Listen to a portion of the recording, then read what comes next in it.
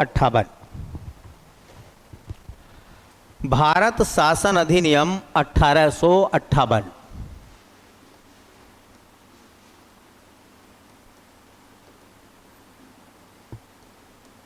अब अधिनियम आया करेंगे। भारत शासन अधिनियम 1858। अच्छा देखो 1858 मैंने लिखा बेटा, इसका मतलब 1857 की क्रांति हो चुकी है। उसके बाद में आया है पहले, उसके बाद में आया है, ठीक है। भारत शासन अधिनियम 1858 उसके बाद आया है। जिस समय 1858 का भारत शासन अधिनियम आया बेटा, उस समय ब्रिटेन की महारानी कौन थी? इंग्लैंड की महारानी, ये भी नाम आता है। तो इंग्लैंड की महारानी का नाम क्या था? महारानी विक्टोरिया। महारानी विक्टोरिया। अच्छा एक सवाल और आता है, जब 1858 का एक्ट आया, अधिनियम आया, तो उस समय ब्रिटेन के प्रधानमंत्री कौन थे? ब्रिटेन के प्रधानमंत्री, उनका नाम क्या था? तो उनका नाम था लॉर्ड डर्बी।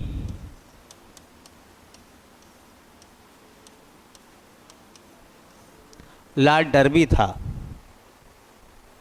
अच्छा 1858 में महारानी विक्टोरिया के घोषणा पत्र को किसने पढ़कर सुनाया? लॉर्ड कैनिंग ने। कहाँ? इलाहाबाद में, ठीक है। तो देखिए 1858 में महारानी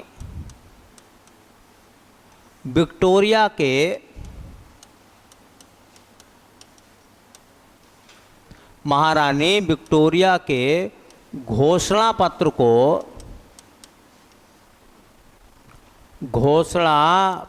को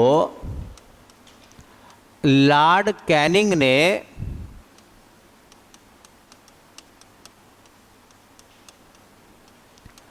इलाहाबाद में पढ़कर सुनाया। इलाहाबाद में पढ़कर सुनाया, ये क्वेश्चन आया है।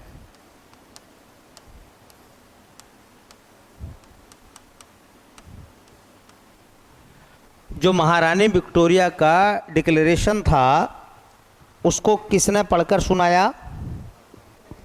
लॉर्ड कैनिंग ने। कहाँ पढ़कर सुनाया? इलाहाबाद में। अच्छा क्या पढ़कर सुनाया? जो लिखा हुआ था, जो डिक्लेरेशन में लिखा हुआ था। अब सवाल यह है कि इस डिक्लेरेशन में क्या क्या लिखा हुआ था। इसमें एक बात लिखी हुई थी कि मुगल सम्राट के पद को समाप्त किया गया। अब कोई मुगलों में सम्राट नहीं बनेगा। तभी तो अंतिम मुगल सम्राट कौन था? बहादुर शाह जफर था या नहीं था? तो मुगल सम्राट के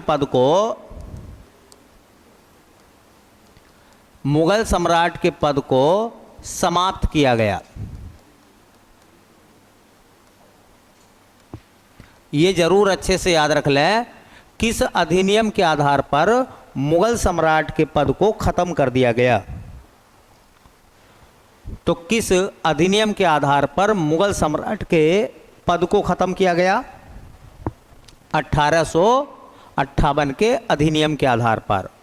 दूसरी बात देखिए, ईस्ट इंडिया कंपनी का शासन,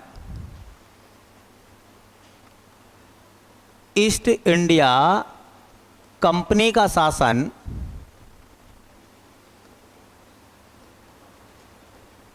समाप्त किया गया। समाप्त किया गया मतलब ये साफ साफ हो गया कि अब ईस्ट इंडिया कंपनी का अस्तित्व हम जो ख़त्म कर रहे हैं, ईस्ट इंडिया कंपनी को ख़त्म कर रहे हैं। अब कंपनी तो ख़त्म हो गई, लेकिन कंपनी का जो क्षेत्र था, कंपनी का जिस पर अधिकार था, उसका क्या होगा?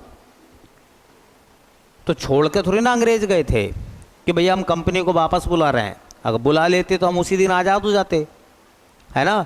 क्या करा गया है, कंपनी का शासन तो हटा दिया गया भारत से, लेकिन ब्रिटेन के क्राउन का शासन लागू किया गया। तो इस अधिनियम में तीसरी बात ये निकल कर आई, देखिए कि हाँ, ब्रिटिश क्राउन का शासन, क्राउन राजा को कहते हैं या रानी को कहते हैं, ब्रिटिश क्राउन का शासन भारत में लागू किया गया।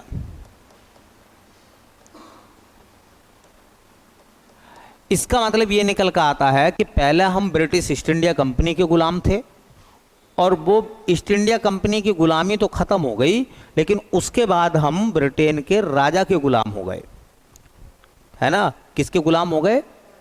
एक सवाल और था, ब्रिटिश ईस्ट इंडिया कंपनी का सर्वोच्च अधिकारी, सबसे बड़ा अधिकारी गवर्नर जनरल होता था। तो गवर्नर जनरल के पद को ख़त्म कर दिया गया और उसके स्थान पर वायसराय का पद बनाया गया। तो किस अधिनियम के आधार पर गवर्नर जनरल का पद खत्म किया गया है? देखो, गवर्नर जनरल का पद समाप्त करके उसके स्थान पर वायसराय का पद सृजित किया गया। वायसराय का पद सृजित किया गया। अब मैं इसे ना इस तरह से बताऊं आपको थोड़ा सा। देखो, पहले भारत पे किसका शासन था? पहले भारत में शासन था ईस्ट इंडिया कंपनी का। अच्छा, ईस्ट इंडिया कंपनी के जो ओनर थे वो कहाँ बैठे थे? लंदन में। और ईस्ट इंडिया कंपनी कहाँ काम कर रही थी? भारत में। तो ईस्ट इंडिया कंपनी का जो सर्वोच्च अधिकारी इंडिया में होता था, उसे नाम दिया गया था गवर्नर जनरल। जैसा मान लो कि तुम जो हो एक व्यापारी हो और तुम जो है दुबई में कोई दुकान खोलते हो।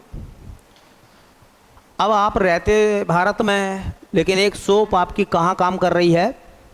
बोलो, दुबई में। अब आपकी शॉप एक दुबई में काम कर रही है, उस शॉप पे तमाम नौकर काम कर रहे हैं, 10-5 नौकर भी हैं।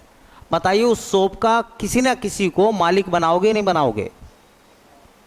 भाई, किसी को तो हेड बनाओगे जो वहाँ दुबई में आपकी शॉप है, या आप हेड रहोगे? आप हेड रहो तो जाकर रहो वहाँ, लेकिन आप तो कभी कभी जाते हैं, आप तो भारत में रहते हैं। तो फिर उस दुकान का जो संरक्षक होगा, जो हेड ऑफिसर होगा, कोई ना कोई तो बनाना पड़ेगा ना आपको, जिसके हाथों में आप पूरी दुकान छोड़ेंगे। तो ऐसी दुकानदारी समझ लीजिए आप कि जो कारोबारी लोग थे, जो जिन्होंने पैसा लगाया था ईस्ट इंडिया कंपनी में, वो तो इंग्लैंड में रहते थे। तो भारत में उस कंपनी की बागडोर संभालने के लिए जिस व्यक्ति को रखा गया, उसे क्या नाम दिया गया? बोलो। उसे नाम दिया गया गवर्नर जनरल। अब जब ये ईस्ट इंडिया कंपनी नहीं बची तो इसका पद रहेगा फिर? कंपनी खत्म कर दी 1858 में, वायसराय का पद खत्म हो गया। तो उसके बाद में भारत के ऊपर शासन हुआ किसका? ब्रिटेन के क्राउन मतलब राजा का। तो क्राउन का शासन हुआ। अब क्राउन तो यहाँ आ नहीं सकता। अच्छा, एक बात बताओ, 1857 की क्रांति के बाद हमारे ऊपर ब्रिटेन के राजा का शासन हुआ, तो क्या ब्रिटेन का राजा जो है भारत में आकर शासन करेगा? है जी? अगर ब्रिटेन का राजा भारत में आकर शासन करता, ठीक है, तो हमारा तो फायदा हो जाता, सब कुछ शाही शाही होता। ठीक है, तो क्या करा गया? क्राउन का शासन जो है वो जब लागू हुआ तो गवर्नर जनरल की बजाय एक पद बनाया गया वायसराय का। किसका? वायसराय का। ठीक है, किसका बनाया गया? वायसराय का। तो एक क्वेश्चन यहाँ से और याद रखें, वो सवाल इस तरह से पूछा जाता, भैया सवाल आता है कि भारत का अंतिम गवर्नर जनरल भारत का अंतिम गवर्नर जनरल,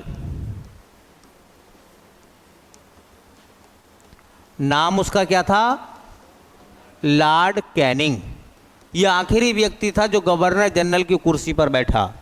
इसी को क्या बना दिया गया? वायसराय बना दिया गया। तो भारत का प्रथम वायसराय जो बना उसका नाम भी क्या था भैया? Lord Canning. ठीक है, लॉर्ड कैनिंग।